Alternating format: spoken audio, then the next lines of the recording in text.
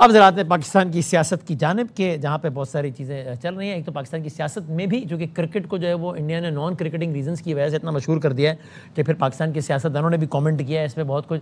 हारिस रऊफ ने जो कुछ किया उस पर वज़ीर दिफा ख्वाजा आसिफ साहब ने ट्वीट किया कि खेल के मैदान में तो हार जीत होती रहती है लेकिन 6-0 इनको नहीं भूलेगा, और बहुत सारी और बातें भी।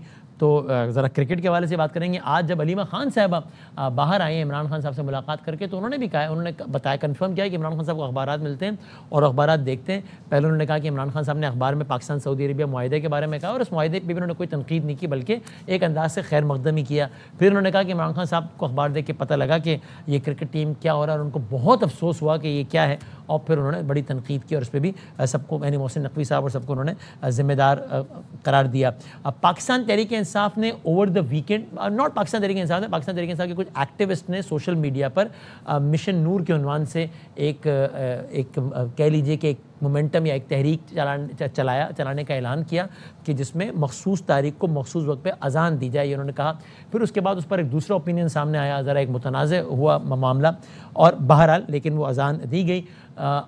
लेकिन पाकिस्तान तहरीक इंसाफ के जो रूह रवां है बैरिस्टर गौहर साहब, जब उनसे आज पूछा गया तो उन्होंने बाकायदा इस पर कहा कि ये शोशा किसने छोड़ा है, इन अल्फाज में उन्होंने इसको याद किया और कहा कि मुझे नहीं मालूम ये शोशा किसने छोड़ा, और पीटीआई ने तो इसको कभी भी ऑन नहीं किया था। बैरिस्टर गौहर साहब ने इस बारे में क्या कहा, देखिएगा।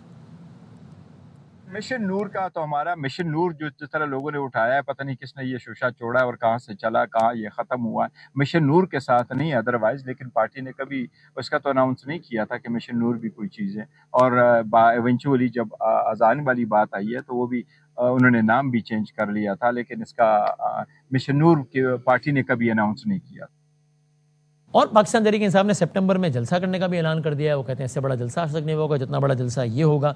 इन सब चीज़ों पर हम बात करते हैं, गवर्नमेंट क्या सोच रही है, पाक सऊदिया मुआहिदा भी है सब कुछ, बल्कि क्या हमारे पास है अलीमा खान साहबा ने जो क्रिकेट के हवाले से कहा है, इमरान खान साहब का जो बयान अगर है हमारे पास, चलें तो हमारे साथ पाकिस्तान मुस्लिम यूनियन के सीनियर रहनुमा जनाब हनीफ अब्बासी साहब मौजूद हैं, ऑफकोर्स सीनियर वज़ीर हैं। तो मैं बहुत शुक्रगुजार हूँ और मैं चाहता हूँ ज़रा आगाज़ हम क्रिकेट से ही कर लें और फिर बात करते हैं। हनीफ भाई साहब अस्सलाम वालेकुम।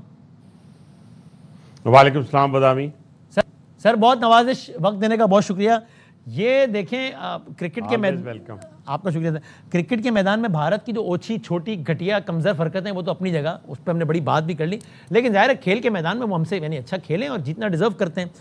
और आपके सियासी मुखालफिन यानी सभी हर खास वहाँ में बात कर रहे हैं कि आपने क्या किया। इवन आज अलीमा खान साहबा ने भी, खान साहब का पैगाम ये पहुँचाया सब तक कि उनको कितना अफसोस हुआ अखबार में ये सब पढ़ के। ज़रा आप पहले सुन लीजिए और फिर मैं चाहता हूँ पहला सवाल क्रिकेट से मुताल्लिक़ करें, फिर हम आगे बाकी मौज़ूआत की बात करते हैं। दिखाइएगा अलीमा खान साहबा ने आज क्रिकेट के हवाले से क्या कहा इमरान खान साहब के। बड़े दुखी थे।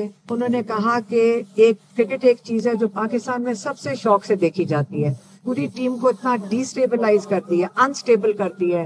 अक्टूबर 21 में पाकिस्तान ने इंडिया को 10 विकेटों से हराया था। यही पाकिस्तान की टीम थी, मजबूत थी और कॉन्फिडेंट थी।